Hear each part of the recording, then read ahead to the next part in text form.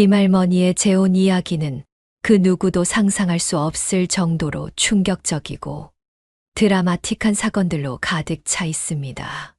한때 행복했던 가정도 이제는 그저 기억 속에서만 남아있는 것처럼 김할머니는 새로운 인생을 시작하고자 했다.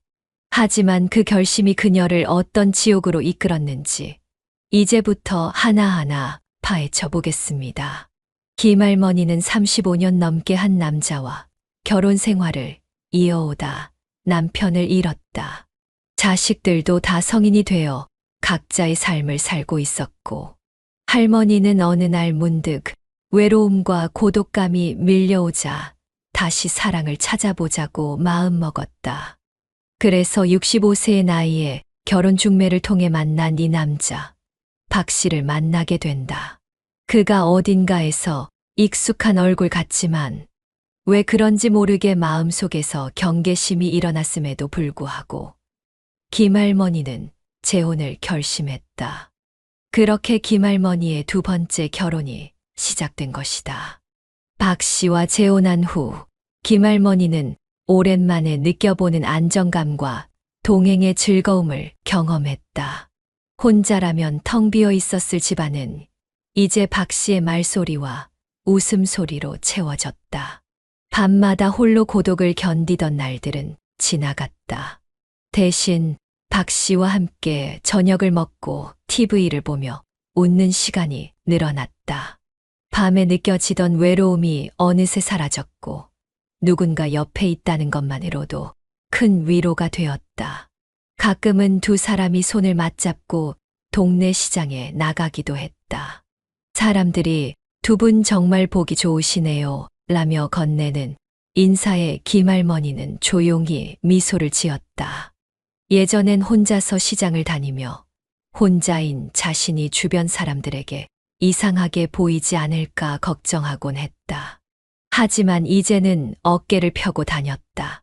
어디를 가든 박 씨가 옆에 있어 그녀는 혼자라는 느낌에서 벗어날 수 있었다. 더 이상 여자 혼자라는 이유로 무시당하거나 외면받는 일이 없었다. 박 씨는 때때로 김할머니를 위해 깜짝 선물을 준비하기도 했다. 작은 꽃다발을 건네며 이거 당신에게 어울릴 것 같아서 샀어요 라고 말할 때면 김할머니는 마음속 깊은 곳에서 설렘을 느꼈다. 늦게 만난 인연이지만 함께라면 앞으로의 시간도 충분히 행복할 수 있겠구나라는 희망이 그녀의 마음을 가득 채웠다. 재혼 이후 김할머니는 예전보다 더 활기차고 긍정적인 사람이 되어 있었다. 혼자라는 사실에 짓눌려 있던 시절과는 달리 이제는 함께 산책하고 함께 식사하며 소소한 일상의 기쁨을 나눌 사람이 있다는 것이 삶을 완전히 바꿔놓았다. 혼자 살 때는 몰랐는데 이렇게 누군가와 함께라는 게 참 든든하고 좋구나라는 생각이 매일같이 들었다. 김할머니는 점점 더 박 씨와의 생활에 안정을 느꼈고 주변 사람들에게도 혼자보다는 이렇게 누군가와 함께 있는 게 얼마나 큰 행복인지 몰라요 라고 자주 말했다. 하지만 그녀가 느끼는 행복 뒤에는 아직 알지 못한 박 씨의 숨겨진 진실이 도사리고 있었으니 그 평화는 그리 오래 가지 않았다. 첫째, 박 씨는 거짓말로 김할머니를 속였다. 결혼을 하기 전에 이미 박 씨는 사업 실패로 많은 빚을 지고 있었고 심지어 여러 번의 결혼 이력이 있었다는 사실을 숨기고 있었다. 박 씨가 결혼을 한 뒤 얼마 지나지 않아 김할머니는 그가 과거에 2번의 결혼을 했다는 사실을 알게 된다. 그가 이혼한 이유를 듣고는 얼굴이 하얗게 질려버렸다. 그는 이전 아내들에게도 거짓말을 일삼고 폭력적인 성향까지 있었다는 것. 하지만 김할머니는 그런 사실을 전혀 몰랐다. 그저 늦게 만난 사랑이라는 말에 끌려 들어갔던 것이다. 김할머니는 처음에는 그의 과거를 용서할 수 있다고 생각했다. 그래, 나도 나이가 있으니까 더 이상 상처받기 싫다. 그냥 잘 지내면 되는 거야 라며 자신을 다독였지만 그 결혼 생활은 점점 더 고통스럽고 위험해졌다. 박 씨는 할머니와 함께 살면서 점점 본색을 드러냈다. 집안의 경제 상황이 급격히 어려워지자 박 씨는 할머니의 재산을 자신의 돈처럼 쓰기 시작했다. 김할머니가 직접 저축한 돈마저 그의 손길이 닿으면 모두 사라지는 상황이 계속되었고, 김할머니는 아무것도 할 수 없었다. 박 씨는 할머니에게 계속해서 돈을 요구했다. 그리고 그가 원하는 돈을 보내지 않으면 집에서 고성방가하며 폭력적인 모습을 보였다. 그런데 충격적인 사건은 그것만이 아니었다. 어느 날 박 씨가 집을 비운 사이에 김할머니는 박 씨의 전화기를 무심코 훔쳐봤다. 그날을 기점으로 그녀의 인생은 완전히 뒤바뀌었다. 박 씨는 그녀에게 숨겨진 비밀스러운 인연이 있었다. 한 여자가 있구나.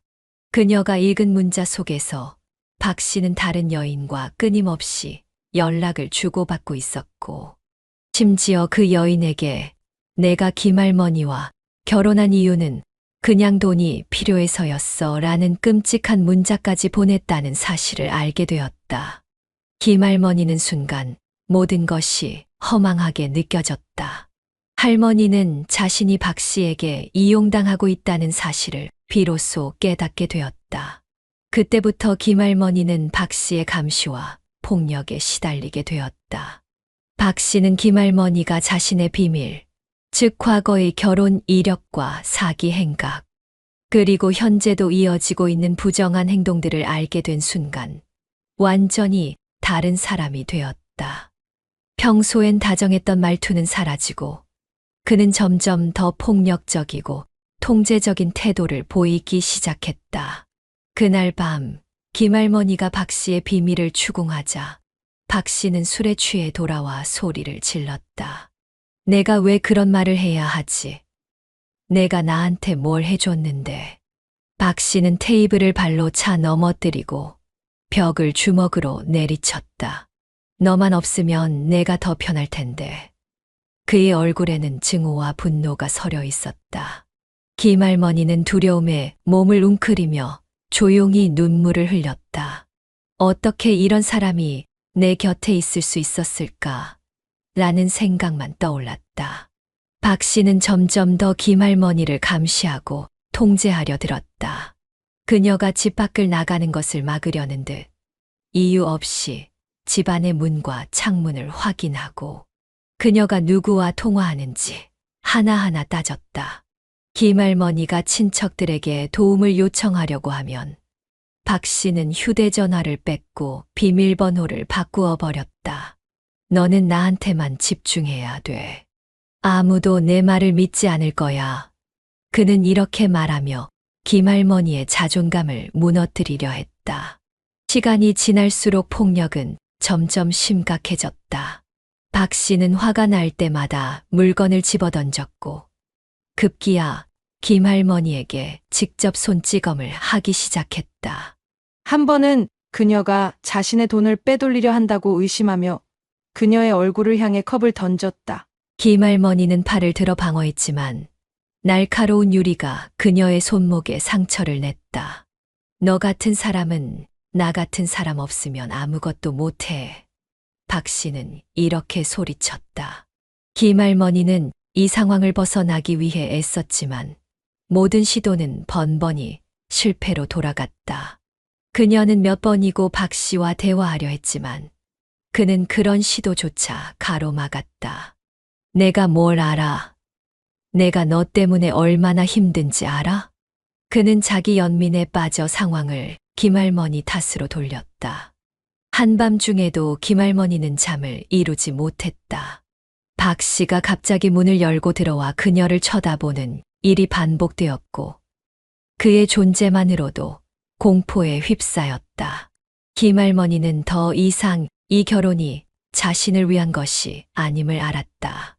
그녀는 남은 용기를 짜내어 경찰에 도움을 요청하려 했지만 박 씨는 그녀가 신고하려는 낌새를 눈치채고 핸드폰을 부숴버렸다. 너는 나 없이 아무데도 못 가. 내가 너를 다 지켜보고 있어. 그의 말은 단순한 협박이 아니었다. 박 씨는 실제로 김할머니를 감시하며 그녀가 스스로의 삶을 회복하려는 시도를 가로막았다. 그녀의 은행 계좌를 마음대로 사용하고 그녀의 이름으로 대출까지 시도했다. 김할머니는 점점 더 궁지에 몰렸다. 그녀는 자신의 삶이 마치 끝없는 어둠 속에 갇힌 것처럼 느껴졌다. 나는 왜 이런 사람을 선택했을까? 그녀는 자신을 자책하며 한숨을 쉬었지만 깊은 마음속에서는 벗어나고 싶다는 강한 욕망이 솟아오르고 있었다. 그녀는 박 씨가 말하는 마지막 희생양이 되기를 거부하기로 결심했다. 하지만 이 상황에서 어떻게 탈출해야 할지, 어디서부터 시작해야 할지 알 수 없었다. 김할머니의 희망은 점점 희미해져 가는 듯 보였다. 하지만 그녀는 아직 포기하지 않았다. 이 지옥 같은 재혼 생활은 어디에서 끝날까? 김할머니는 그때마다 왜 내가 이 길을 선택했을까? 라는 후회를 반복했다. 하지만 그녀의 이야기는 아직 끝나지 않았다. 그로부터 몇 주 뒤 예상치 못한 일이 일어난다. 김할머니는 지친 몸을 이끌고 하루하루를 버티며 살아가던 중 박 씨의 과거와 관련된 또 다른 비밀을 알게 되었다. 사건의 발단은 우연히 걸려온 전화 한 통이었다.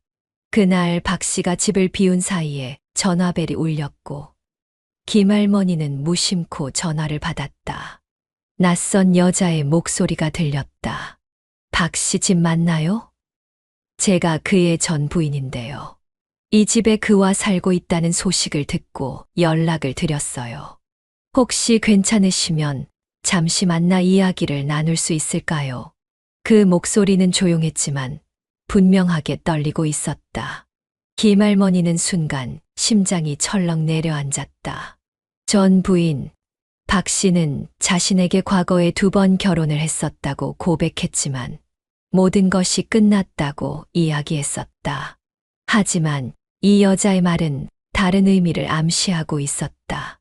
그녀는 이 상황이 단순하지 않을 것임을 직감했다. 결국 김할머니는 약속 장소로 나갔다. 카페에서 마주한 박 씨의 전 부인은 지친 얼굴을 하고 있었다. 그녀는 김할머니를 보자마자 눈물을 흘렸다. 어르신도 그 사람에게 당하셨군요. 제가 경고를 드리려고 했는데 늦었네요. 김할머니는 떨리는 목소리로 물었다. 무슨 일이 있었던 거예요? 그 사람이 나를 속였나요? 전 부인은 고개를 끄덕이며 박 씨의 과거를 털어놓았다. 그녀의 말에 따르면 박 씨는 단순히 결혼을 실패한 사람이 아니라 반복적으로 여성들에게 접근해 돈과 자산을 빼앗아온 악질적인 사기꾼이었다.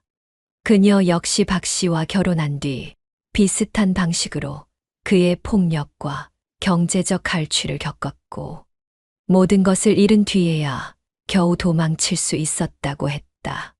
박 씨는 제가 알기로 당신이 3번째가 아니에요.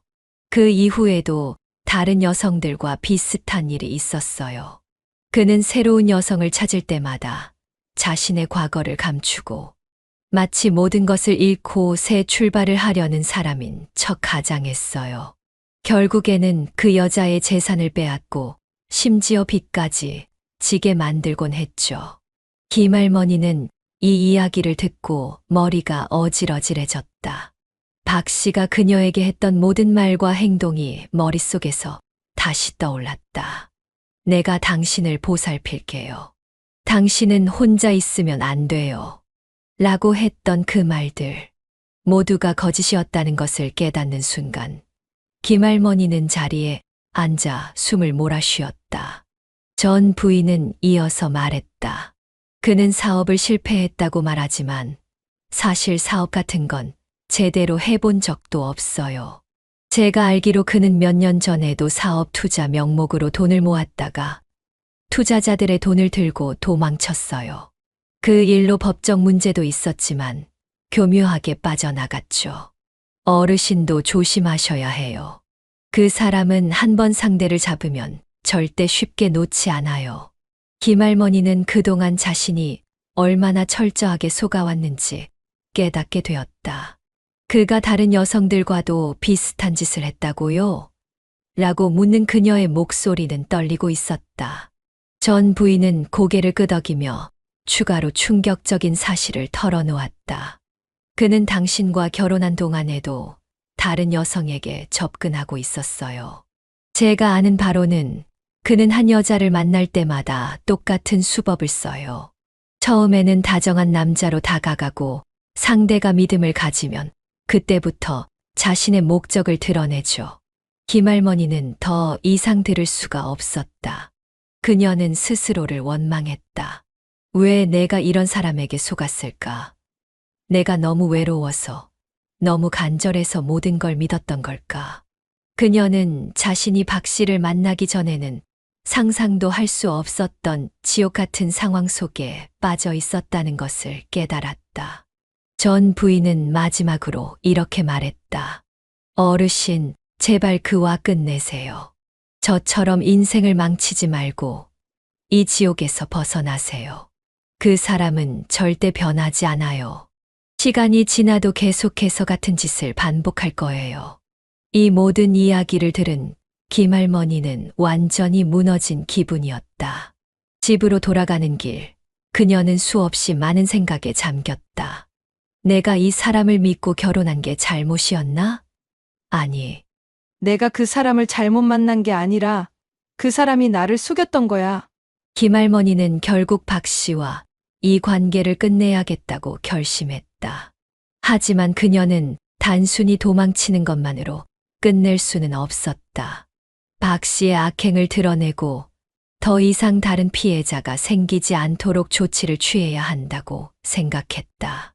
김할머니는 법적 대응을 준비하기 위해 변호사를 찾아가 상담을 받았다. 그리고 박 씨가 자신과 과거의 여성들에게 저지른 모든 행적을 모아 증거를 수집하기 시작했다. 나는 그 사람의 마지막 피해자가 될 거야. 그리고 절대 더 이상 누군가가 나 같은 고통을 겪게 하지 않을 거야. 이렇게 김할머니는 새로운 결단의 길로 들어서게 되었다. 그녀는 자신이 받은 상처를 치유하는 것뿐만 아니라 박 씨의 사기 행각을 세상에 알리기 위해 싸움을 시작하게 된다. 이 싸움의 끝에서 김할머니는 과연 박 씨로부터 완전히 벗어나고 자신의 삶을 되찾을 수 있을까? 김할머니는 더 이상 당하고만 있지 않기로 결심했다. 그녀는 오랜 시간 느꼈던 두려움과 억울함을 떨치고 박 씨와의 싸움을 본격적으로 시작했다. 이제는 내가 당할 차례가 아니야. 내 손으로 끝내겠어. 그녀는 작은 목소리로 다짐하며 행동에 나섰다. 우선 김할머니는 전 부인에게서 들은 정보를 바탕으로 박 씨의 과거 행적을 철저히 파헤쳤다. 그녀는 인터넷을 검색하고 지인들에게 물어보며 박 씨의 흔적을 하나하나 추적했다. 박 씨가 과거에 사기를 쳤던 사건들이 조용히 묻혔다는 사실도 알게 되었고, 그때 피해자였던 몇몇 사람들과도 연락이 닿았다. 아니, 그 사람이 아직도 그런 짓을 하고 있다니. 피해자들은 분노하며 김할머니와 힘을 합치겠다고 했다. 그녀는 뜻밖의 연대의 용기를 얻었다. 혼자라면 두려웠겠지만 이제 나만의 싸움이 아니야. 한편 김할머니는 법적 조치를 준비하며 본격적으로 박 씨를 몰아붙이기 시작했다. 그녀는 변호사를 통해 박 씨의 재산 갈취와 폭력 행위를 신고했고, 과거의 피해자들이 제공한 증언과 자료를 모아 경찰에 제출했다. 이 과정에서 그녀는 결코 흔들리지 않았다. 이 사람에게 더 이상 당하지 않을 거야. 이제 내가 내 인생의 주인공이 될 차례야. 하지만 박 씨는 쉽게 물러서지 않았다. 그는 김할머니가 자신을 고발했다는 사실을 알게 되자 폭력을 넘어 교활한 전략을 사용하기 시작했다. 너도 이 결혼으로 돈을 쓴 게 있는데 나한테 책임을 떠넘기려는 거야? 그는 김할머니를 협박하고 심지어는 주변 사람들에게 자신이 피해자라는 인상을 심으려 했다. 저 할머니가 돈에 눈이 멀어서 나를 이용하려고 했던 거야 라고 떠들어댔다. 그러나 박 씨의 허세는 오래가지 못했다. 김할머니가 수집한 증거와 피해자들의 증언은 박 씨의 거짓말을 산산조각냈다. 법정에서 박 씨는 자신의 잘못을 부인했지만 모든 증거가 그를 가리키고 있었다. 이 모든 건 오해입니다. 라고 외치는 그의 목소리는 공허하게 울릴 뿐이었다. 재판이 진행되는 동안 김할머니는 자신에게 닥친 고난에도 불구하고 단호함을 잃지 않았다. 그녀는 박 씨와 눈을 마주치며 말했다. 당신이 내게 한 짓은 용서받을 수 없어요. 당신 같은 사람은 더 이상 다른 사람을 해칠 수 없게 해야 해요.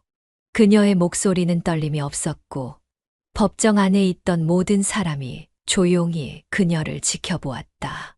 결국 박 씨는 자신의 모든 악행이 밝혀지며 처벌을 받게 되었다. 그는 사기와 폭력 혐의로 징역형을 선고받았고 법적 판결에 따라 피해자들에게 일정 금액을 배상해야 했다. 박 씨의 몰락은 지역사회에서도 큰 화제가 되었다. 그가 그렇게 많은 사람을 속이고 다녔다니 정말 믿을 수 없어. 사람들은 입을 모아 말했다. 박 씨의 몰락 후 김할머니의 삶은 새로운 국면으로 접어들었다. 그녀는 법적 승리를 거두었을 뿐만 아니라 자신을 괴롭히던 악몽에서 완전히 벗어났다. 더 이상 두려움에 떨 필요도, 과거를 원망할 필요도 없었다. 그녀는 그날 이후로 활짝 웃기 시작했다. 내가 내 인생을 다시 찾았어. 그리고 이제는 누구도 나를 흔들 수 없어. 김할머니는 자신의 이야기를 다른 사람들과 나누기로 했다. 그녀는 지역 커뮤니티에서 강연을 시작하며 나이 든 사람들에게 새로운 희망을 전했다. 우리는 나이가 들어도 강할 수 있어요. 외로움이나 두려움에 지지 마세요. 우리 스스로를 위해 싸우고 우리 삶을 지켜야 해요. 그녀의 이야기는 많은 사람들에게 용기를 주었다. 김할머니는 마침내 진정한 자유를 찾았다. 그녀는 여전히 그림을 그리며 때로는 친구들과 웃고 떠들며 매일을 활기차게 살아갔다. 그녀는 자신의 경험을 밑거름 삼아 주변 사람들에게 희망을 나누는데 헌신했다. 그리고 가끔씩 혼자만의 시간을 보내며 이렇게 말했다. 내 인생에서 가장 중요한 사람은 나야. 내가 나를 사랑하지 않으면 누가 사랑하겠어. 이제 김할머니의 이야기는 끝이 아닌 새로운 시작이다. 그녀는 과거의 고통을 발판 삼아 자신만의 행복한 삶을 만들어 가고 있었다. 과거는 그녀를 속박할 수 없었다. 그녀는 결국 승리자가 되었고 자신의 삶을 스스로 쓸 수 있는 힘을 되찾았다. 나는 할 수 있다. 그리고 당신도 할 수 있다. 김할머니는 오늘도 미소를 지으며 그렇게 외친다. 늙어서 혼자 사는 사람만이 누리는 행복, 정말 그럴까요? 사람들은 말하죠. 혼자 살면 외롭고 고독하고 쓸쓸하다고. 그런데 그 말이 완전 틀렸다는 사실 알고 계셨나요? 사실 늙어서 혼자 사는 사람들이 진짜로 누리는 행복은 상상을 초월합니다. 누구의 눈치도 안 보고 원하는 대로 살 수 있다는 것만큼 큰 자유가 있을까요? 매일 아침 아무런 부담 없이 일어나서 내가 하고 싶은 일만 할 수 있다는 건 그야말로 천국입니다. 친구, 자식, 이웃 누구와도 비교하지 않고 내 인생을 내가 컨트롤할 수 있다는 것이 얼마나 대단한지 아시나요? 돈, 시간, 공간, 관계까지 모두 내 마음대로입니다. 물론 때로는 외로움을 느낄 수도 있지만 그 외로움조차 스스로 선택한 자유입니다. 이제 더 이상 누군가와 함께 살아야 한다는 고정관념을 버리고 혼자서도 정말 행복할 수 있다는 사실을 인정해야 할 때입니다. 혼자 살면 오히려 자신만의 페이스로 살아가며 행복을 만끽할 수 있습니다. 이제는 누구와도 비교할 필요 없는 그 행복의 비밀을 공개하려고 합니다. 혼자 살면서 누릴 수 있는 5가지 행복, 지금 바로 알려드릴게요. 구독, 좋아요 누르시면 시작하겠습니다. 첫 번째 행복은 가고 싶은 장소만 갈 수 있고 만나고 싶은 사람만 만날 수 있는 자유입니다. 이 말이 어떤 의미인지 알고 계시나요? 예전에는 혼자 살면 외롭다는 생각에 갇혀 있었을지도 모릅니다. 하지만 지금 혼자 사는 사람만이 누릴 수 있는 자유가 있다는 걸 깨달은 사람들은 이미 달라졌습니다. 이제는 가고 싶은 곳에 가고 만나고 싶은 사람만 만나면서 전혀 신경 쓸 필요가 없는 삶을 살고 있습니다. 평생을 가족, 직장, 사회적 관계에 얽매여 살았던 사람들은 언제나 남의 눈치를 보며 살아왔습니다. 이 사람 만나야 하나? 저 사람은 왜 자꾸 연락하지? 이런 고민은 이제 없습니다. 내가 좋아하는 사람, 내게 진정한 의미가 있는 사람만 만나면 됩니다. 그 외에는 다 무시해도 되는 세상이 펼쳐진 거죠. 더 이상 이런저런 모임에 참석하고 다른 사람의 기대를 충족시키는데 시간을 낭비할 필요가 없습니다. 친척들의 잔소리, 친구들의 불필요한 약속 다 차단하고 나만의 삶을 살 수 있습니다. 이제는 더 이상 누군가와의 시간에 얽매이지 않아요. 가고 싶은 여행지, 본 적 없는 나라, 한적한 카페에서 차 한잔, 혼자여서 가능한 일들이 넘쳐납니다. 갑자기 떠나고 싶은 곳이 있다면 아무런 부담 없이 떠날 수 있습니다. 남들과 일정을 맞추거나 부모님께 보고하거나 자녀들에게 미리 말해둬야지라는 부담을 느낄 필요도 없습니다. 혼자 사는 사람은 진정한 자유를 만끽할 수 있습니다. 아무 계획도 없이 즉흥적으로 떠날 수 있는 것, 이보다 더 큰 자유가 있을까요? 이제는 내 마음대로 살고 내 생각대로 결정하는 삶이 가능합니다. 떠나고 싶을 때 떠나고 만나고 싶은 사람만 만나는 그런 자유. 그동안 이런 건 나만 할 수 있을까? 하고 걱정했던 그 모든 것들이 혼자 살면서 가능해집니다. 이제는 무엇이든 내가 원하면 된다는 진리, 그것만이 남았습니다. 그리고 이 자유는 나이가 들어서야 얻을 수 있는 가장 큰 선물입니다. 평생 타인의 기대에 맞추어 살던 당신, 이제는 가고 싶은 곳에만 가고 만나고 싶은 사람만 만나는 세상을 마음껏 즐길 시간입니다. 그동안의 억압에서 벗어나 진정으로 내가 원하는 삶을 살 수 있는 행복한 시간을 선물 받은 것이죠. 이 모든 게 가능하다면 혼자 살아도 결코 외롭지 않다는 사실을 알게 될 겁니다. 그럼 이와 관련된 실제 사례 한 편을 소개하겠습니다. 김할머니는 혼자 살아보니 진정한 자유가 무엇인지 깨달았습니다. 그중 하나가 바로 모임을 골라서 갈 수 있다는 것이었습니다. 결혼 후 오랜 세월 김할머니는 가족과 자식들의 일정에 맞춰 살았습니다. 친척들의 모임, 이웃들과의 만남, 심지어 친구들과의 약속도 자주 본인의 욕구를 억제하며 다른 사람들을 위해 조율했습니다. 이 사람은 가야 한다, 저 사람은 가면 안 된다라는 말들이 김할머니의 삶에 깊숙이 자리 잡고 있었죠. 하지만 이제 혼자 살면서 모임을 스스로 선택할 수 있는 자유를 얻게 되었습니다. 예전엔 가고 싶지 않은 모임에 억지로 나갔던 김할머니는 이제 진짜 가고 싶은 곳만 고르고 만날 사람만 만나게 되었습니다. 어떤 모임에 가느냐가 그녀의 하루를 결정짓는 중요한 선택이 된 것입니다. 가장 큰 변화는 불필요한 사회적 의무를 버리고 자신이 좋아하는 사람들과만 시간을 보내게 되었다는 점입니다. 김할머니는 이제 기존의 친척 모임이나 억지로 가야만 했던 행사들을 피하고 자신이 진심으로 즐길 수 있는 취미 모임이나 친구들과의 만남을 우선시합니다. 이 사람을 만나야 한다는 강제성 없이 자신의 기분과 에너지에 맞는 사람들만 골라 만나는 자유를 누리고 있습니다. 그리고 만나고 싶은 사람만 만나는 삶도 그녀에게는 큰 행복이었습니다. 김할머니는 그동안 어떤 사람에게도 맞춰야만 한다는 압박감을 항상 느꼈습니다. 하지만 이제는 진짜 자신이 좋아하는 사람들과만 시간을 보냅니다. 예전엔 친척들과 다른 이웃들과 억지로 맞추던 약속을 깨고 자신이 정말 좋아하는 친구와만 대화합니다. 그녀는 자신의 일정을 스스로 조정하며 더 이상 누구의 눈치도 보지 않습니다. 이 나이에 이런 자유를 누리게 될 줄은 몰랐어요. 아무리 늙어도 이제는 내가 원하는 대로 살 수 있다는 사실이 정말 행복해요. 김할머니는 이렇게 말하며 웃습니다. 혼자 살면서 얻은 자유가 이제 그녀의 삶의 큰 기쁨이 된 것이죠. 이 나이에 정말 행복한 게 무엇인지 알게 됐어요. 예전엔 다 사람들 눈치를 봤지만 이제는 내가 정말 가고 싶은 곳만 가고 내가 좋아하는 사람만 만나니 마음이 편해졌어요. 김할머니의 얼굴에 번지는 웃음은 진정한 자유가 무엇인지 잘 보여줍니다. 그녀는 이제 어디에 갈지, 누구를 만날지 전적으로 자신이 선택할 수 있는 삶을 살아가고 있습니다. 혼자 살면서 얻게 된 가장 큰 행복 중 하나가 바로 이 자유로움이 된 것이죠. 두 번째 행복은 남들과 비교하지 않으며 살아가는 만족스러운 삶입니다. 여러분, 이 비교의 함정에 빠져본 적 있나요? 저 집은 이렇게 사는데 나는 왜 이렇게 살아? 그 사람은 자식들 다 잘 되는데 나는 뭐냐? 끊임없이 남들과 비교하며 살아가는 살. 그 스트레스는 아무리 부인해도 우리의 행복을 갉아먹습니다. 나이 들수록 그 비교의 무게는 더 크게 다가옵니다. 박할머니도 한때는 그랬습니다. 젊은 시절 모든 걸 남과 비교하며 살았던 박할머니는 늘 자신의 부족함을 느꼈습니다. 내 집은 왜 이렇게 좁을까?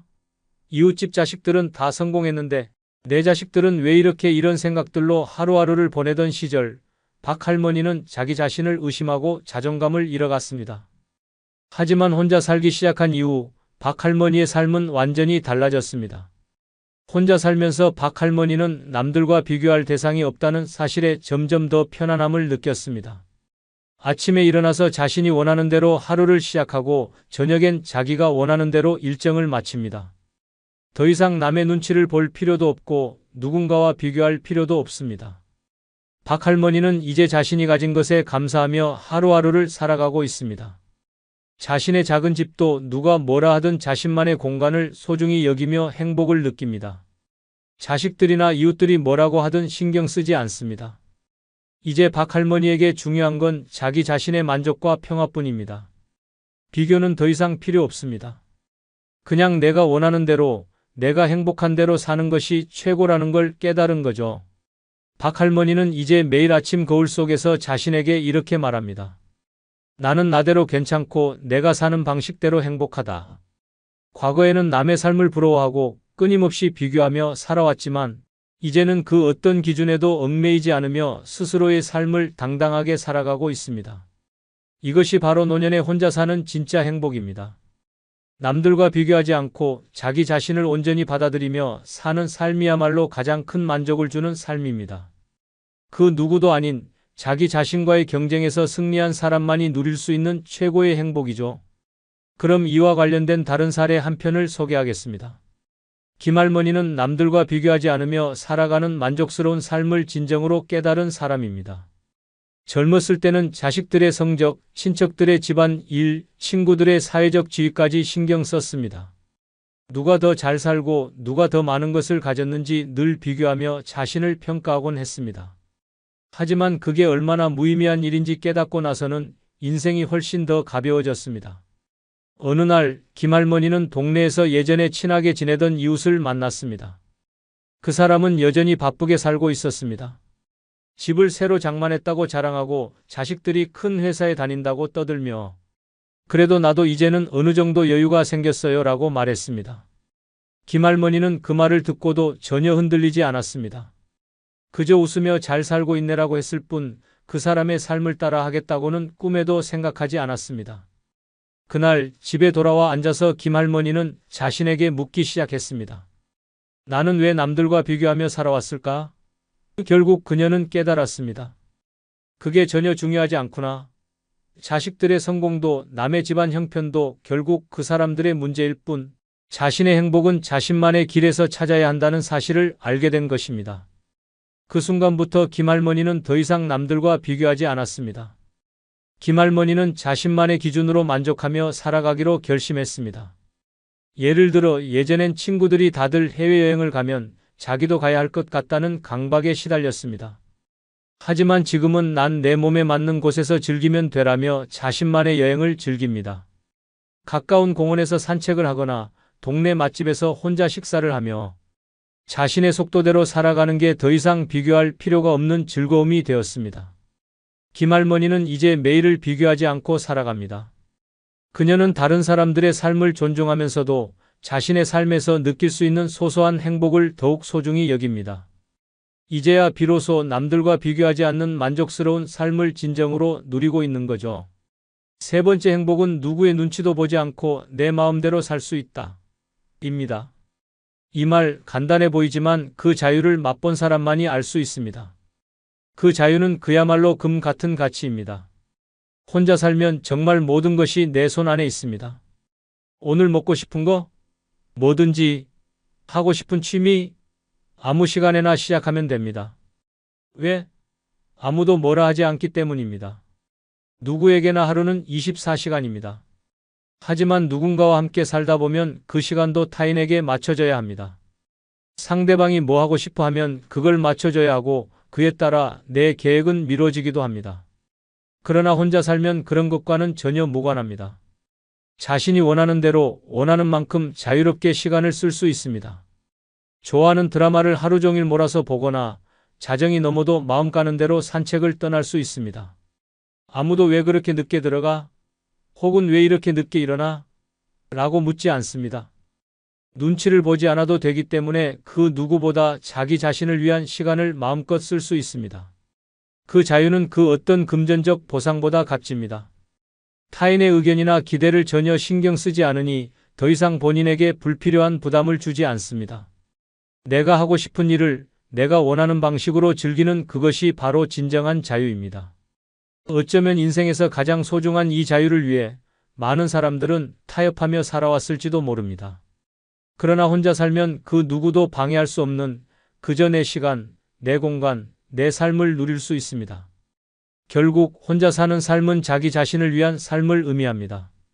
타인에게 맞추기보다 자신만을 위해 살아갈 수 있는 그 자유는 그 어떤 것과도 바꿀 수 없는 값진 보물이죠. 진정한 자유를 누리고 싶다면 남의 눈치를 보는 삶은 이제 그만 당신의 마음대로 살아보세요. 그럼 이와 관련된 실제 사례 한 편을 소개하겠습니다. 박 할머니는 혼자 살기 시작하면서 누구의 눈치도 보지 않고 내 마음대로 살 수 있다는 자유를 만끽하고 있습니다. 젊었을 때는 누구보다 남의 눈치를 많이 봤습니다. 자식들의 스케줄에 맞춰 살고 친척들 눈치에 심지어 동네 사람들의 시선에 따라 자신의 하루를 꾸려갔습니다. 오늘은 내가 하고 싶은 대로 할 수 있을까? 라는 생각은 거의 없었죠. 하지만 지금은 완전히 달라졌습니다. 이 나이에 무슨 눈치야? 이제 나는 내 마음대로 살 거야. 박 할머니는 이제 누구의 눈치도 보지 않습니다. 예전에는 집안을 꾸미고 먹을 것을 준비할 때도 항상 누군가를 위해 하는 마음이 강했습니다.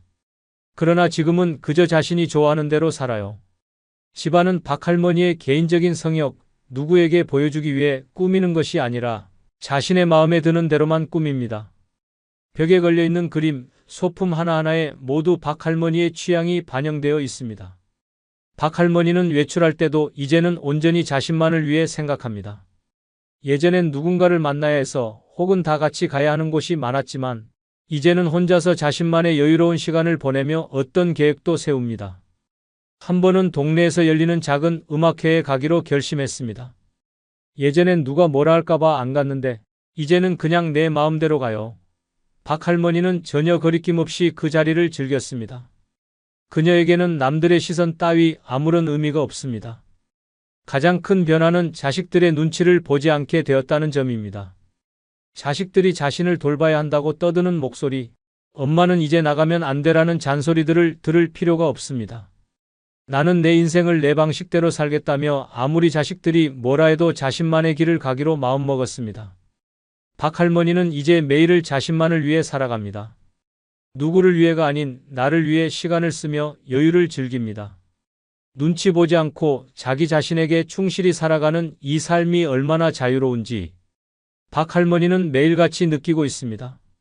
네 번째 행복은 혼자 평화롭고 조용한 분위기 속에서 살아간다입니다. 이게 무슨 말인지 이해가 되시나요? 모든 사람들이 남의 시선을 의식하며 살아가야 한다는 강박에 시달리지만 혼자 살게 되면 바로 그 모든 것에서 해방됩니다. 집에서 혼자라면 시끄러운 가족의 말소리나 아이들, 뛰어노는 소리에서 벗어나 온전히 나만의 공간을 누릴 수 있습니다. 이 평화로운 시간이 얼마나 값진지 아십니까? 아침에 눈을 떠도 아무도 내 일정을 방해하지 않습니다. 소리 없이 창문을 열고 커피 한 잔을 마시며 하루를 시작할 수 있습니다. 누구의 얼굴을 보고 미소 지을 필요도 없고 피곤한 표정을 감출 필요도 없습니다. 아침, 점심, 저녁 모든 식사를 내가 원하는 대로 조용히 즐길 수 있습니다. 이 얼마나 큰 축복입니까? 누구와의 대화를 걱정할 필요 없이 나는 나만의 시간을 보낼 수 있습니다. 혼자 사는 집은 내 마음대로 꾸밀 수 있는 공간입니다. 문을 닫고 아무도 들어오지 않게 하면 내가 원하는 분위기와 향기로 가득 채울 수 있습니다. 내 취향에 맞는 음악을 크게 틀어놓고 내가 좋아하는 영화나 드라마를 몰입해서 볼 수 있습니다. 누가 방해할까봐 신경 쓸 필요도 없습니다. 전부 내 스타일로 내 페이스대로 살아갈 수 있습니다. 이 조용한 공간에서 내가 원하는 대로 시간을 흘려보낼 수 있다는 것, 그것만으로도 행복한 삶이 됩니다. 그리고 가장 중요한 점은 이 조용한 시간들이 나를 진정으로 치유한다는 것입니다. 끊임없이 사람들과의 관계를 맺고 외부 세계와 소통하는 것도 중요하지만 때로는 아무런 소음도 없이 혼자 있는 시간이 내면의 소리를 듣는 시간입니다. 스스로를 돌아보고 잊고 있던 나의 꿈이나 목표를 다시 찾을 수 있습니다. 남의 의견이나 평가에 흔들리지 않고 내 마음속에서 나오는 소리에 귀 기울이는 것만큼 중요한 일이 있을까요? 혼자 살면서 누리는 평화로운 시간, 이것이 바로 혼자서만 느낄 수 있는 진정한 행복입니다. 사람들과의 관계가 때로는 피곤하고 나를 지치게 만든다면 그 어느 때보다 혼자 있는 시간이 소중합니다. 집에서 내가 원하는 대로 시간을 보내고 원하는 대로 생활하며 나만의 페이스대로 살아갈 수 있다는 사실이 얼마나 소중한지 그 가치를 깨닫게 될 것입니다. 바로 이런 평화롭고 조용한 생활 속에서 진정한 행복이 있습니다. 5번째 행복은 인간관계에서 오는 스트레스가 전혀 없다. 입니다.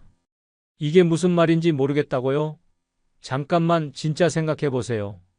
세상에서 가장 피곤한 게 바로 사람 관계입니다.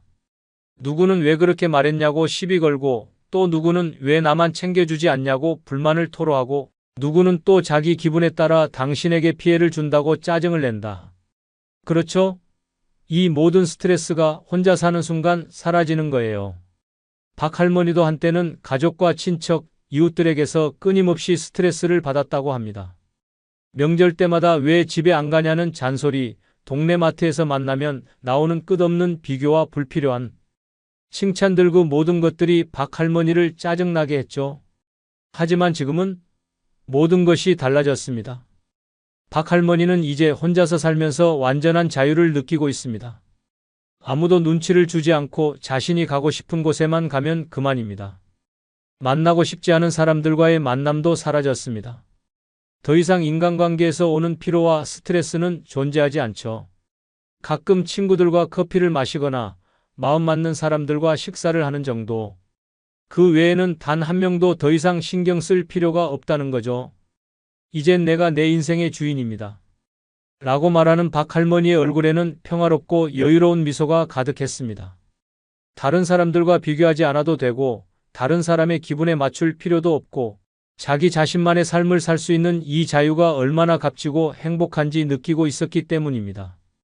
이제 박 할머니는 자기만의 공간에서 자기만의 속도로 살고 있습니다.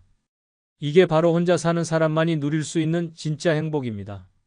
스트레스는 모두 버리고 자신만의 평화와 행복을 손에 쥔 거죠. 여러분, 혼자라는 것은 오히려 더 자유롭고 자신에게 집중할 수 있는 기회를 얻게 되는 것입니다. 여기서 중요한 건 외로움이 아닌 자유라는 점입니다. 노년을 살아가는 가장 큰 비밀은 바로 자신만의 삶을 사랑하고 나만의 방식으로 살아가는 것입니다. 결국 혼자여서 더 행복한 사람들은 바로 자유를 선택한 사람들인 거죠. 이제 당신도 혼자라서 더욱 빛나는 인생을 살아보세요. 끝으로 구독, 좋아요, 멤버십 가입 부탁드립니다. 감사합니다. 다 부질없다. 늙어서 혼자 살 준비하지 않으면 남은 인생이 지옥이 될 수도 있습니다. 많은 사람들이 나이 들면 누군가와 함께 살아야 외롭지 않다. 혼자 사는 건 불가능하다. 라고 생각합니다. 하지만 현실은 다릅니다. 재혼으로 행복을 꿈꿨다가 병수발에 허덕이고 자식에게 기대다가 갈등 속에 인생을 망치는 사례는 셀 수 없이 많습니다. 결국 가장 큰 문제는 노년에 무엇을 준비했느냐에 달려 있습니다. 혼자 살아가는 건 외로울 것 같지만 사실 제대로 준비만 한다면 자유롭고 만족스러운 삶을 누릴 수 있는 최고의 선택이 될 수 있습니다. 그런데 많은 사람들이 그 준비가 뭔데? 라는 질문에 제대로 답하지 못합니다. 노년에 혼자 살기 위해 필요한 건 단순한 집 한 채나 돈 몇 푼이 아닙니다. 가장 중요한 건 스스로를 지킬 수 있는 5가지 필수 요소를 갖추는 것입니다. 이 5가지를 제대로 준비하지 않으면 노년은 더 이상 황혼이 아닌 끝없는 고통이 될 수 있습니다. 남은 인생, 내가 내 주인이 될 수 있는 방법은 무엇일까요? 지금부터 그 해답을 찾아봅시다. 구독, 좋아요 누르시면 시작하겠습니다. 첫 번째, 이기심입니다. 노년에는 적당한 이기심을 갖추는 것이 생존의 기술이자 행복의 비결입니다. 많은 사람들은 나이가 들수록 자신을 희생하려는 경향이 강해집니다. 이 나이에 내가 뭘 더 바라겠어? 그냥 남들한테 잘하면 돼.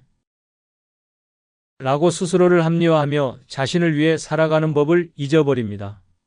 하지만 이기심 없이 남만 위해 사는 노년은 결국 상처와 후회로 점철된 삶으로 끝날 수 있습니다.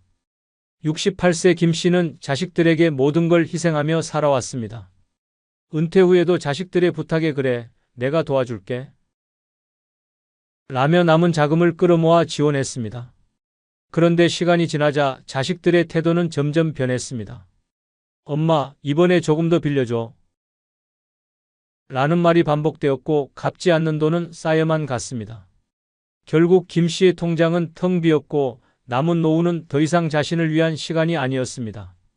나는 이렇게까지 희생했는데 왜 나만 이렇게 외롭고 힘든 걸까? 이기심 없이 살아가는 노년은 주변 사람들에게 당연한 존재가 됩니다. 당신이 도와주는 것을 거절하지 않는 순간 그 도움은 끝이 없습니다. 처음에는 감사하던 사람들이 점점 당신의 희생을 당연하게 여기고 나중에는 그것조차 불평하는 상황까지 벌어질 수 있습니다. 나이가 들수록 더 많이 베풀어야 한다. 라는 말은 잘못된 생각입니다. 이기심이란 타인을 외면하거나 배척하는 것이 아닙니다. 내가 내 삶의 주인이 되는데 필요한 건강한 방어선을 만드는 것입니다. 아무리 가까운 사람이라도 내 행복과 존엄성을 해칠 정도로 희생할 필요는 없습니다. 노년의 이기심을 갖추기 위해 가장 중요한 것은 아니요라고 말하는 연습입니다. 자식이나 친구가 도움을 요청하더라도 내가 감당할 수 없는 부탁이라면 단호히 거절해야 합니다. 내가 여유가 없어서 도와줄 수 없어. 이라고 말하는 것은 이기적인 행동이 아니라 내 삶을 지키는 현명한 선택입니다. 또한 나 자신이 먼저다. 라는 마음가짐이 필요합니다. 자식들이 어렵다고 해도 친구가 도움을 요청한다고 해도 내 건강과 재정이 우선입니다. 내가 무너지면 그들을 돕는 것도 불가능해집니다. 이기심은 내가 행복하기 위해 필요한 최소한의 보호막입니다. 그것이 없다면 노년은 끝없는 희생과 배신의 연속이 될 수 있습니다. 주변 사람들을 도우면서도 내가 지킬 선을 정하는 것, 그리고 그 선을 넘어서는 요구에는 단호히 거절하는 것, 그것이 진정한 이기심의 힘입니다. 나 자신을 지키지 않으면 아무도 나를 지켜주지 않는다.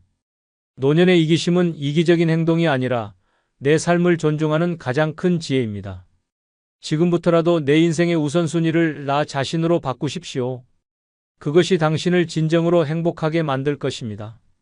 두 번째, 돈입니다. 노년에 가장 중요한 건 돈입니다. 돈이 없다면 노년은 끝없는 고통의 시작이 될 뿐입니다. 나이 들수록 건강은 점점 나빠지고 예상치 못한 병원비와 생활비가 쌓여갑니다.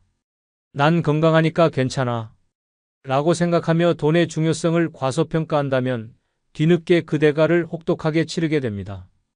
돈이 없으면 선택의 자유도 없고 존엄성도 지킬 수 없습니다. 한 예로 70세 김 씨는 젊었을 때 아이들 교육과 가족을 위해 모든 걸 희생하며 살아왔습니다. 내가 힘들어도 애들이 잘 되면 다 보람 있는 거야. 라는 생각으로 모아둔 돈을 전부 자식들에게 지원했습니다. 하지만 정작 자신이 병에 걸렸을 때 자식들은 우리도 지금 사정이 어려워요. 라며 등을 돌렸습니다. 김 씨는 병원비를 감당하지 못해 값싼 요양병원에 들어갔고 거기서 내가 이렇게 비참한 노후를 보낼 줄은 몰랐어. 라며 한탄했습니다. 돈은 단순한 생계의 문제가 아닙니다. 돈이 없으면 인간관계도 무너집니다.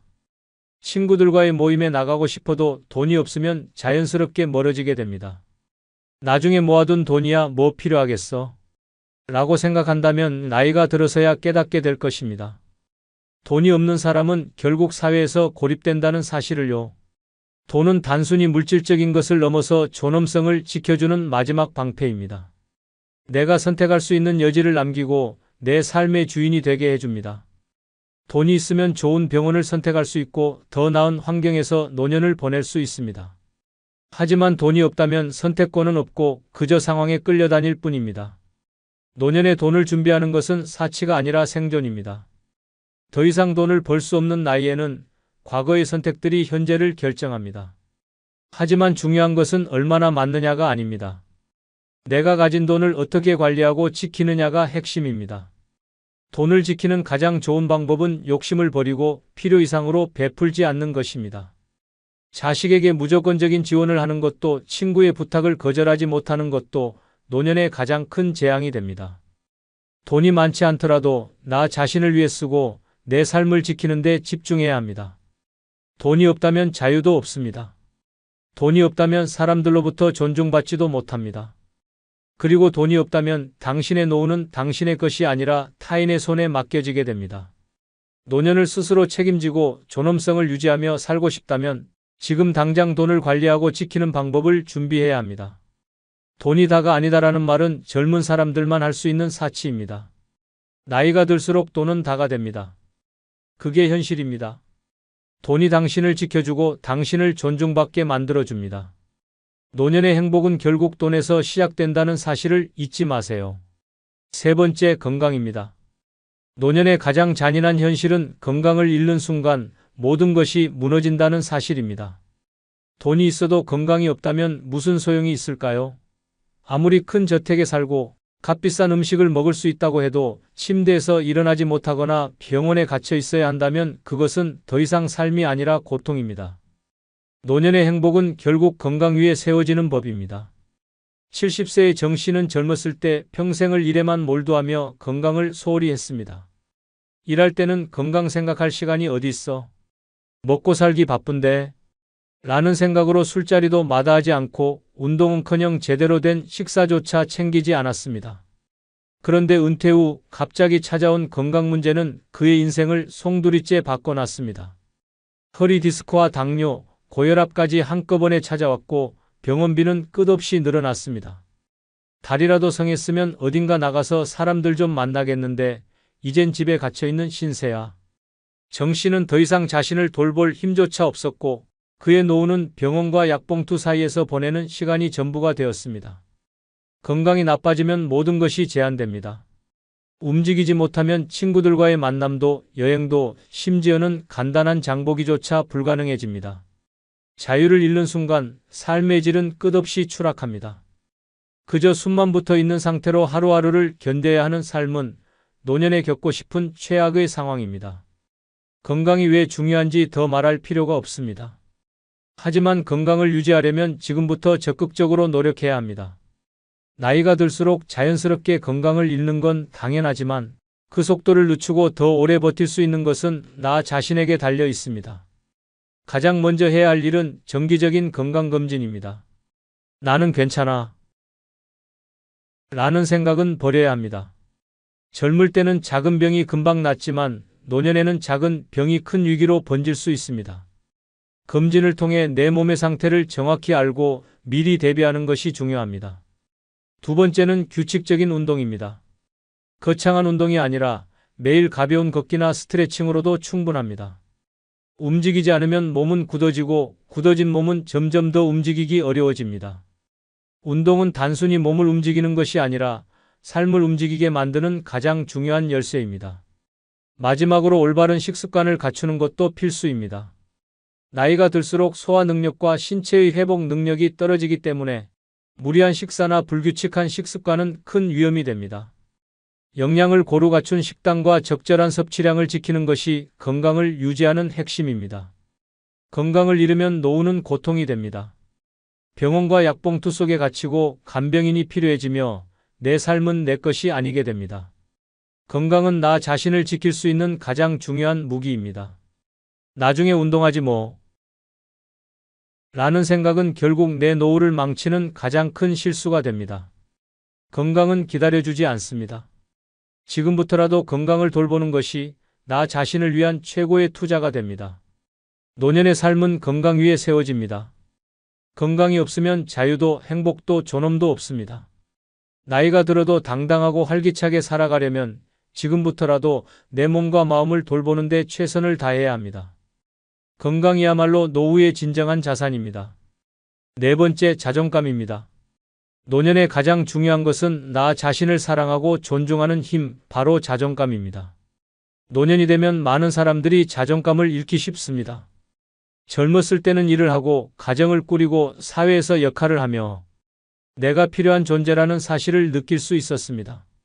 하지만 은퇴 후 혹은 자녀가 독립한 후에는 나는 이제 쓸모없는 존재인가? 라는 생각이 스멀스멀 올라오기 시작합니다. 68세 박 할머니는 평생 가정을 위해 헌신하며 살아왔습니다. 자녀들을 뒷바라지하고 남편을 위해 살림을 꾸렸지만 나이가 들어 남편이 세상을 떠나고 자녀들이 각자 가정을 꾸리자 그녀는 텅 빈 집에 홀로 남겨졌습니다. 내가 여기서 뭘 하고 있지? 스스로에게 물어보며 점점 우울해졌습니다. 주변 사람들에게서도 관심이 줄어들자 그녀는 자신이 아무 쓸모없는 존재라고 느끼기 시작했습니다. 자존감을 잃는 순간 삶의 질은 급격히 추락합니다. 자존감이 낮아지면 사람들과의 관계도 무너지고 건강을 돌보는 의지도 약해지며 새로운 도전을 시도할 용기도 사라집니다. 자존감은 노년의 삶을 지탱하는 가장 기본적인 에너지입니다. 그렇다면 노년의 자존감을 지키고 높이는 방법은 무엇일까요? 첫째, 스스로를 돌보는 시간을 가져야 합니다. 나를 위한 작은 사치, 예를 들어 좋아하는 옷을 사 입거나 미용실에 가서 스타일을 바꾸는 것만으로도 자존감이 달라집니다. 나를 외적으로 가꾸는 것은 단순히 남들에게 잘 보이기 위한 것이 아니라 내가 나 자신을 소중히 여긴다는 메시지를 내게 전달하는 행위입니다. 둘째, 과거의 후회에 얽매이지 말아야 합니다. 나이가 들수록 그때 이렇게 했어야 했는데 라는 후회가 떠오를 수 있습니다. 하지만 과거는 이미 지나간 일입니다. 과거에 얽매이기보다는 지금부터라도 새로운 목표를 세우고 작은 성취를 이루는 데 집중해야 합니다. 셋째, 나만의 의미 있는 활동을 찾아야 합니다. 취미나 봉사활동 혹은 작은 일이라도 내가 즐길 수 있는 무언가를 하는 것이 중요합니다. 나는 아직 세상에 기여할 수 있는 존재다. 라는 느낌은 자존감을 높이는 데 결정적인 역할을 합니다. 넷째, 다른 사람의 시선을 의식하지 않아야 합니다. 노년에는 자꾸 이 나이에 이런 걸 하면 이상하게 보지 않을까? 라는 생각이 들기 쉽습니다. 하지만 남의 시선은 내 삶에 아무런 영향을 미치지 않습니다. 중요한 것은 내가 좋아하고 나를 행복하게 하는 일이 무엇이냐는 점입니다. 노년의 자존감은 더 이상 타인에게 의존하는 것이 아닙니다. 누군가의 칭찬이나 인정이 없어도 나는 나 자신을 사랑하고 존중할 수 있어야 합니다. 자존감은 나를 지키는 가장 강력한 방패이며 나를 앞으로 나아가게 하는 가장 큰 원동력입니다. 이 나이에 뭐가 중요하겠어? 라는 생각은 이제 버리십시오. 당신은 여전히 소중하고 여전히 빛나는 존재입니다. 자존감을 지키는 것은 노년을 활기차고 행복하게 만드는 가장 중요한 열쇠입니다. 지금부터라도 나 자신을 소중히 여기고 스스로를 사랑하는 법을 배워야 합니다. 자존감이 없으면 노년은 흔들리는 나무처럼 외로움과 불안에 시달릴 것입니다. 그러나 자존감이 있다면 어떤 상황에서도 당당하고 행복한 삶을 살아갈 수 있습니다. 당신은 지금도 충분히 가치 있는 사람입니다. 다섯 번째, 쓸모없는 인간관계의 정리입니다. 노년에는 진정으로 가치 있는 관계만 남겨야 합니다. 젊었을 때 우리는 인간관계가 많을수록 든든하다고 믿었습니다. 직장 동료, 동네 이웃, 자녀, 친구, 부모까지 끊임없이 관계를 맺으며 살았습니다. 하지만 은퇴 후 자녀가 독립하고 나면 대부분의 관계는 더 이상 필수가 아닙니다. 오히려 끊지 못한 인간관계가 당신의 시간과 에너지를 갉아먹는 짐이 됩니다. 억지로 유지하는 관계는 공허함만 남깁니다. 가끔씩 불편한 모임에 나가고 의미 없는 대화를 이어가다 보면 정작 나를 위해 써야 할 시간은 점점 줄어듭니다. 이런 관계들은 내가 힘들 때 도움을 줄 사람도 아니고 내 삶에 진정한 가치를 더해주지도 못합니다. 노년은 관계를 정리하고 가벼워져야 할 때입니다. 쓸모없는 인간관계를 끊으면 진정으로 소중한 관계가 빛을 발합니다. 내가 어려울 때 진심으로 곁에 있어줄 단 몇 명의 친구만으로도 충분합니다. 물론 관계를 끊는 일은 쉽지 않습니다. 하지만 내가 행복하지 않은 관계라면 과감히 정리해야 합니다. 내 삶은 나를 위해 살아가는 것입니다. 쓸모없는 관계를 정리하면 남은 시간을 온전히 나를 위해 쓸 수 있습니다. 노년의 인간관계는 양이 아니라 질입니다. 진짜 필요한 사람들과 함께하며 내 삶을 더 가볍고 행복하게 만들어 보세요. 70세 김 씨는 퇴직 후에도 다양한 모임과 인간관계를 유지하려고 애썼습니다. 늙어서 외로워지면 큰일이니까 라는 생각 때문이었습니다. 그는 매주 동창회에 나가고 동네 사람들과의 모임에도 빠지지 않았습니다. 하지만 시간이 지날수록 그 관계들이 자신을 행복하게 해주지 않는다는 사실을 깨달았습니다. 이 사람들과 만나면 항상 똑같은 얘기뿐이야. 어디가 아프다, 누가 잘됐다, 누가 못됐다. 어느 순간 김 씨는 깨달았습니다. 이 많은 관계가 내게 진정 필요한가? 진짜 필요한 순간, 예를 들어 몸이 아프거나 정신적으로 힘들 때, 그 모임 사람들 중 누구도 진심으로 그의 곁에 있어 주지 않았습니다. 대신 그는 의외로 가까운 친구 한 명이 병원에 데려가 주고 함께 고민을 나눠줬던 기억을 떠올렸습니다. 내가 아프거나 힘들 때 진짜로 내 옆에 있어 줄 사람은 단 한두 명이면 충분하다. 쓸모없는 인간관계를 끊는 것은 단순히 사람을 멀리하는 것이 아닙니다. 내게 진정한 가치를 주는 관계를 남기고 나를 소모시키는 관계를 정리하는 것입니다. 노년에는 시간과 에너지가 가장 소중한 자원입니다.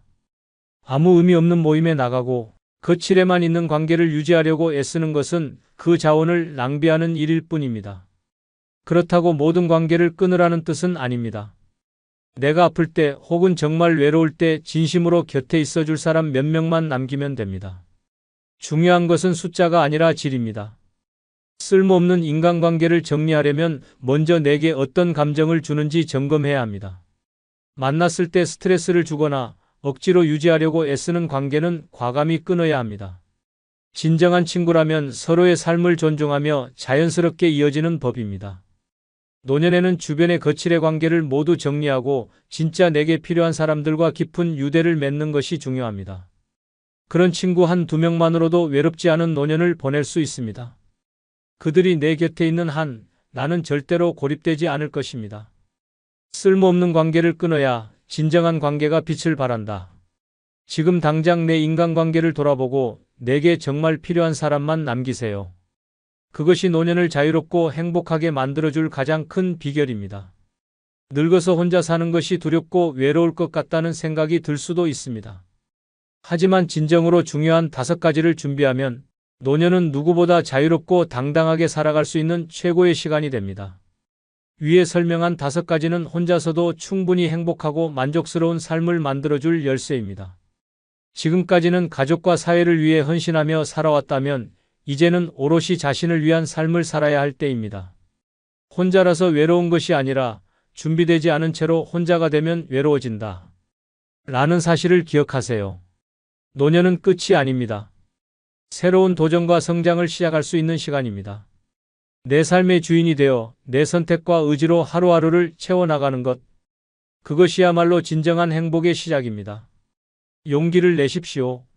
지금부터라도 자신을 위한 준비를 시작한다면 당신의 노년은 누구보다 찬란히 빛날 것입니다. 혼자서도 충분히 행복하고 혼자여서 더 자유로운 인생이 당신을 기다리고 있습니다. 마지막으로 구독, 좋아요 부탁드립니다. 나이가 들면 다 부질없다고요? 아닙니다. 잘못된 제어만큼 인생을 지옥으로 만드는 일도 없습니다. 사랑한다고 믿었고 함께라면 외롭지 않을 거라 생각했습니다. 하지만 현실은 달랐습니다. 김 씨는 노년에 평생을 후회할 재혼을 하게 됩니다. 혼자는 외롭다는 불안감에 서둘러 배우자를 맞이한 김 씨. 처음에는 행복했습니다. 함께 밥을 먹고 이야기를 나누고 외롭지 않다는 사실에 위안을 얻었죠. 하지만 얼마 지나지 않아 진실이 드러납니다. 상대방이 감추고 있던 끔찍한 속셈, 충격적인 비밀들, 노년을 지옥으로 만드는 현실이 김 씨를 덮쳐옵니다. 재혼이 행복을 보장한다고요? 천만에요. 김 씨는 자신의 재혼이 배우자의 빚더미에 올라타는 것이라는 사실을 알게 됩니다. 재산을 빼앗기고 가족 간 갈등이 불거지고 병수발까지 떠맡는 현실. 이제는 돌이킬 수도 없습니다. 김 씨는 후회합니다. 그냥 혼자 사는 게 더 나았을걸. 하지만 이미 늦었습니다. 이제부터 시작입니다. 김 씨가 겪은 끔찍한 재혼의 현실 하나씩 파헤쳐 보겠습니다. 노년의 재혼을 꿈꾸는 사람이라면 이 이야기를 끝까지 보십시오. 잘못된 선택 하나가 남은 인생을 어떻게 망칠 수 있는지 똑똑히 알게 될 겁니다. 구독과 좋아요 누르시면 시작하겠습니다. 김 씨는 70세에 재혼을 결심했다. 평생 일만 하고 살아왔고 아내를 먼저 떠나보낸 뒤 외로움이 점점 커져갔다. 혼자 밥을 먹는 것도 싫고 명절 때 텅 빈 집이 더 이상 견딜 수 없었다. 남들처럼 나도 누군가와 다시 함께 할 수 있을까? 이 고민 끝에 김 씨는 새로운 배우자를 찾기로 결심했다. 지인의 소개로 만난 67세 박 씨. 그녀는 처음부터 다정했고 외로운 김 씨의 마음을 완전히 흔들어 놓았다. 이제 혼자 살지 마세요. 나랑 같이 따뜻한 노후 보내요. 이 한마디에 김 씨는 마음을 열었다. 나이가 들어서 하는 연애라 그런지 감정은 더 빠르게 깊어졌다. 손을 잡고 공원을 거닐며 함께 시장을 보러 다니며 김 씨는 마치 다시 젊어진 기분이었다. 이제 외로울 일 없겠다. 그렇게 그는 생각했다. 하지만 그게 얼마나 위험한 착각이었는지 그때는 몰랐다. 결혼 후 행복한 시간은 고작 한 달뿐이었다. 김 씨는 조금씩 박 씨의 이상한 행동을 눈치채기 시작했다. 첫째, 그녀는 늘 돈 문제를 언급했다. 우리 노후엔 돈이 필요해요. 집도 좀 손봐야 하고 생활비도 모아야죠. 둘째, 그녀는 김 씨의 재산 상태를 집요하게 물었다. 예전에 사업하셨다면서요? 집도 있으시고 연금도 받으시겠네요? 김 씨는 크게 신경 쓰지 않았다. 하지만 이 모든 게 덫이라는 걸 그는 깨닫지 못했다. 그리고 한 달 후 김 씨는 박 씨가 자신을 노리고 결혼했다는 사실을 알게 된다. 이제 막 시작된 결혼 생활이 지옥으로 변하기 시작했다. 김 씨는 결혼 후 한 가지 이상한 점을 느꼈다. 박 씨는 늘 돈이 필요하다고 말했다. 생활비가 부족해요. 이건 좀 도와주세요. 김 씨는 애초에 돈을 넉넉히 준비한 상태였기에 왜 돈이 계속 모자란 거지? 라는 의문이 들었다. 그러던 어느 날 그는 충격적인 사실을 알게 된다. 박 씨는 그에게 빚을 지고 있었다. 그것도 단순한 생활비 대출이 아니라 과거의 사업 실패로 인해 남은 엄청난 빚이었다. 김 씨는 이 사실을 박 씨에게 직접 들은 게 아니라 박 씨 몰래 우연히 본 우편물에서 알게 되었다. 그 편지에는 빚 독촉장이 있었다. 이게 다 뭐야? 김 씨가 따져 묻자 박 씨는 처음엔 당황하다가 이내 태연하게 말했다. 아, 그거요? 예전에 좀 힘들 때 빚을 졌어요. 근데 걱정하지 마세요. 내가 해결할 거예요. 하지만 김 씨는 그 말이 거짓이라는 걸 본능적으로 느꼈다. 그리고 몇 주 후 박 씨는 본색을 드러냈다. 당신이 좀 도와주면 안 돼요? 같이 사는 부부인데 서로 돕고 살아야죠. 처음에는 작은 금액이었지만 점점 더 큰 금액을 요구하기 시작했다. 내가 당신을 위해 희생하는 게 얼만데 이 정도도 못 해줘요? 김 씨는 고민에 빠졌다. 내가 이 사람을 사랑한다고 생각했는데 설마 돈 때문에 나랑 결혼한 건가? 그 순간 김 씨는 깨달았다. 이 결혼 뭔가 크게 잘못됐다. 하지만 그는 아직 빠져나올 생각을 하지 못했다. 이제 겨우 2달 차인데 이 결혼을 끝내야 할까? 아니면 참고 버텨야 할까? 김 씨의 악몽은 이제 막 시작되고 있었다. 김 씨는 결혼 후 2달 만에 이상한 점을 또 하나 발견했다. 통장 잔고가 줄어들고 있었다. 원래 노후를 대비해 꾸준히 모아둔 돈이 있었지만 결혼 후 생활비라는 명목으로 점점 줄어들고 있었던 것이다. 처음엔 큰 걱정을 하지 않았다. 부부가 함께 살면 생활비가 늘어나는 건 당연하지. 그렇게 생각했다. 하지만 뭔가 이상했다. 자잘한 지출뿐만 아니라 한 번에 큰 돈이 빠져나가는 일이 많아졌다. 어느 날 김 씨는 결정적인 장면을 목격했다. 박 씨가 자신 몰래 김 씨의 통장에서 돈을 인출하고 있었던 것이다. 이게 뭐 하는 짓이야? 김 씨가 소리를 지르자 박 씨는 당황한 표정을 짓더니 오히려 화를 냈다. 아니, 부부끼리 이 정도도 못 해줘요? 내가 뭐 남이야? 그 말에 김 씨는 순간 할 말을 잃었다. 정말 이게 정상적인 부부의 모습일까? 그는 생각했다. 하지만 박 씨는 멈추지 않았다. 당신이 돈 걱정 안 하게 내가 다 알아서 할 테니까 그냥 믿어요. 그렇게 말하며 돈 관리는 자신이 하겠다고 주장했다. 김 씨는 순간적으로 망설였다. 이 사람을 믿어야 하나? 정말 다 내 행복을 위해서 하는 일인가? 하지만 그 순간 김 씨의 본능이 경고를 보냈다. 이거 잘못됐다. 하지만 이미 김 씨의 돈은 절반 이상 사라지고 있었다. 그리고 김 씨는 점점 박 씨에게 휘둘리기 시작했다. 이제 와서 헤어질 수도 없잖아. 그렇게 생각하는 순간 그는 이미 박 씨의 덫에 완전히 걸려든 것이었다. 김 씨는 결혼 6개월 차가 되면서 박 씨가 더 이상 숨기지도 않는다는 사실을 깨달았다. 이제는 돈을 요구하는 것이 너무도 당연하다는 듯 행동했다. 처음엔 미안한 척이라도 하더니 이제는 대놓고 김 씨의 지갑을 터는 일이 일상이 되어버렸다. 이번 달 카드값이 많이 나왔어. 당신이 좀 메꿔줘. 우리 집 인테리어 좀 바꿔야겠어. 돈 좀 내줘. 당신 연금 얼마 나오더라? 그거 다 나한테 주면 내가 관리할게. 김 씨는 처음엔 계속 거절했다. 하지만 박 씨는 거절을 용납하지 않았다. 나랑 사는 게 후회돼. 돈이 그렇게 아까우면 이혼해. 이 말에 김 씨는 멍해졌다. 이혼이라니? 처음에는 함께하면 외롭지 않을 거라 생각하고 시작한 결혼인데 이제는 돈 문제로 협박을 받는 신세가 된 것이다.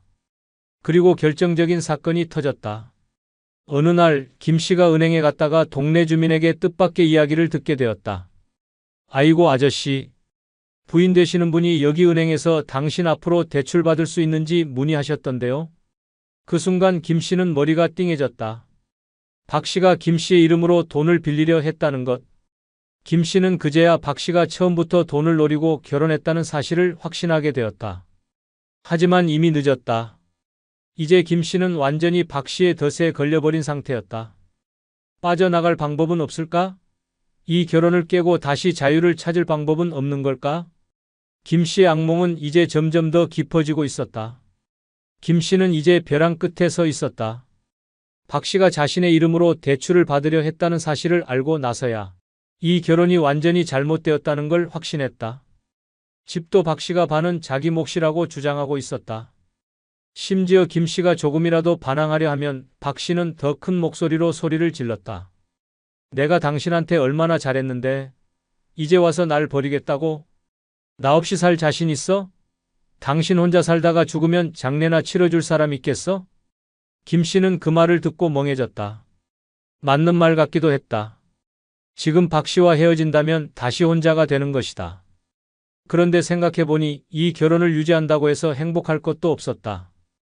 박 씨는 김 씨를 진짜 남편으로 생각하지 않았다. 그저 돈줄로만 보고 있었을 뿐. 김 씨는 점점 극단적인 생각을 하기 시작했다.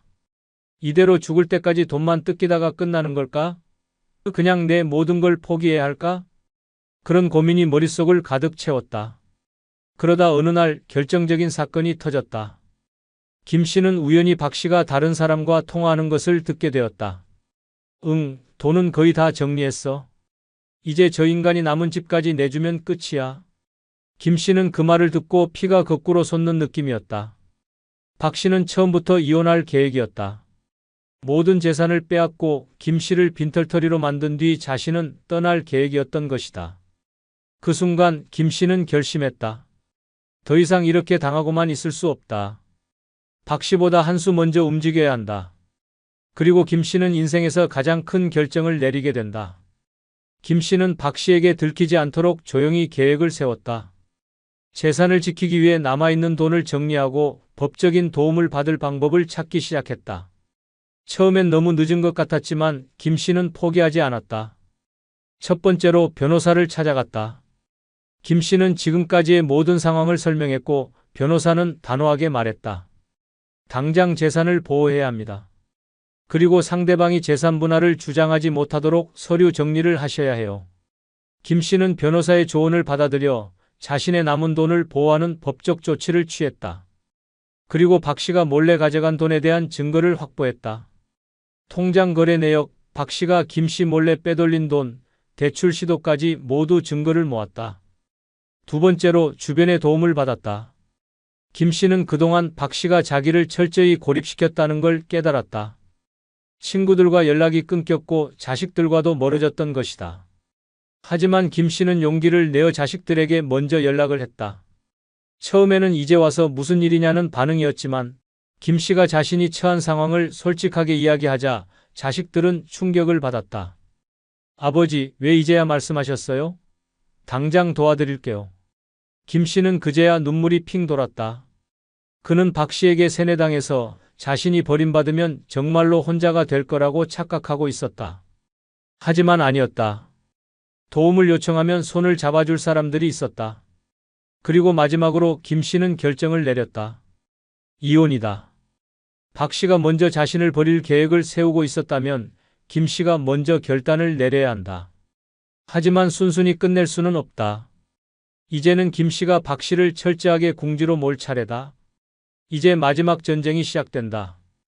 김 씨는 이혼을 결심한 후 더 이상 주저하지 않았다. 그는 모든 계획을 차근차근 실행에 옮겼다. 박 씨가 눈치채기 전에 최대한 빠르게 법적인 절차를 밟아야 했다. 처음엔 긴장되었지만 김 씨는 이미 마음속으로 다 결단을 내렸다. 박 씨는 점점 더 자주 외출을 하기 시작했다. 그러면서도 김 씨에게는 여전히 자신감을 잃지 않는 태도로 말했다. 너 나 없으면 뭐 하겠어? 여태까지 내가 다 해준 거 아니야? 하지만 김 씨는 그 말이 더 이상 통하지 않는다는 걸 알았다. 그는 더 이상 박 씨의 협박에 휘둘리지 않기로 결심했다. 박 씨가 자주 외출하는 틈을 타 김 씨는 변호사와 함께 중요한 서류를 준비했다. 이제 그가 할 일은 박 씨가 돌아오면 바로 서류를 제출하고 법적으로 박 씨를 법정으로 끌고 가는 것이었다. 그날 박 씨가 집에 돌아오자 김 씨는 조용히 말했다. 이제 너와 나는 끝이야. 이미 변호사랑 모든 절차 다 밟았어. 박 씨는 놀란 눈으로 그를 쳐다보며 소리쳤다. 뭐라고? 내가 나를 어떻게 대하겠다는 거야? 하지만 김 씨는 그 순간 박 씨의 태도가 예전처럼 위협적이지 않다는 걸 깨달았다. 그는 더 이상 두려워하지 않았다. 그는 이제 오히려 박 씨가 불안해하는 걸 즐기고 있었다. 박 씨는 격분하며 집을 나가려 했지만 그가 문을 열자마자 김 씨는 법원에서 보게 될 것이라고 마지막 말을 던졌다. 너 그동안 내가 얼마나 참았는지 모르겠지? 이제 다 끝이다. 그 말을 끝으로 김 씨는 자신이 얼마나 강해졌는지를 실감했다. 박 씨는 격분하며 집을 나가려 했지만 그가 문을 열자마자 김 씨는 마지막으로 법원에서 만날 것이라고 말했다. 너 그동안 내가 얼마나 참았는지 모르겠지? 이제 다 끝이다. 김 씨는 그 말을 던지며 박 씨가 집을 떠난 직후 즉시 이혼 소송을 제기했다. 그동안 박 씨의 불법적인 재산 은닉과 감정적 학대에 대해 철저히 준비해 왔다. 김 씨의 자식들은 사건을 진행하는 데 중요한 역할을 했다. 큰 아들이 친구가 유명한 변호사였고 그의 헌신적인 도움으로 법적 대응을 강하게 준비할 수 있었다. 이 변호사는 박 씨의 재산을 은닉한 사실을 밝혀내는데 중요한 증거들을 수집했으며 김 씨가 피해를 입은 부분을 법적으로 입증하는 데 큰 역할을 했다. 김 씨는 박 씨가 부부 공동 재산을 몰래 빼돌린 사실을 입증하기 위해 은행 기록과 관련 증인들을 확보했다. 변호사는 박 씨의 금융거래 내역을 파헤쳐 그가 부당하게 돈을 빼돌린 정황을 정확하게 밝혀냈다. 이 증거들은 김 씨에게 유리한 판결을 이끌어내는 데 결정적이었다. 법원에서의 판결은 김 씨에게 승리를 안겨줬다. 법원은 박 씨가 몰래 빼돌린 재산을 김 씨에게 돌려주도록 명령했다. 박 씨는 자신이 숨긴 돈을 모두 김 씨에게 반환해야만 했고 자식들이 제공한 증거와 법적 지원 덕분에 김 씨는 법적으로도 완전한 승리를 거두었다. 김 씨는 법원에서 이혼을 승리로 이끈 후 자신이 겪었던 모든 고통과 모욕을 마침내 끝내고 새로운 삶을 시작할 수 있었다. 자식들의 지원 덕분에 경제적으로도 완전히 자유로워졌고 박 씨의 부정적인 행동에 대한 법적 책임도 확실히 묻게 되었다. 이제 김 씨는 자신의 미래를 당당히 향해 나아갈 수 있었다. 이혼 후 김 씨는 자신이 정말로 혼자가 되어도 괜찮다는 것을 알게 되었다. 그는 박 씨가 떠난 후 혼자서도 충분히 살아갈 수 있다는 자신감을 얻었다.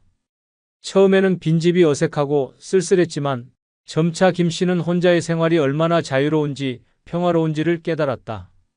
김 씨는 새로운 삶을 시작하기로 결심했다. 예전에는 박 씨와 함께 있을 때는 생각할 수 없었던 작은 것들, 오래된 친구들, 외출을 가고 싶은 곳, 평소에는 가지 못했던 취미들을 하나씩 찾아 나섰다. 그는 운동을 시작했고 매일 아침 동네 공원에서 산책을 했다. 처음엔 힘들었지만 몸과 마음이 점차 건강해지는 걸 느낄 수 있었다. 김 씨는 여유가 생기면서 자기 자신에게 투자할 시간이 많아졌다는 것을 실감했다. 김 씨는 친구들에게도 연락을 해보았다. 그동안 박 씨에게 차단당했던 모든 연락을 다시 시작하면서 잃어버렸던 사람들과의 관계를 회복했다. 그는 점차 사람들과 함께하는 시간을 즐겼고 그들로부터 지지를 받으면서 더 이상 혼자가 아니란 사실에 안도감을 느꼈다. 김 씨의 인생은 이제 완전히 달라졌다. 그는 더 이상 박 씨의 그늘에서 살아가고 있지 않았다. 오히려 그녀가 떠난 후 더 행복하고 자유로운 삶을 살아가고 있었다.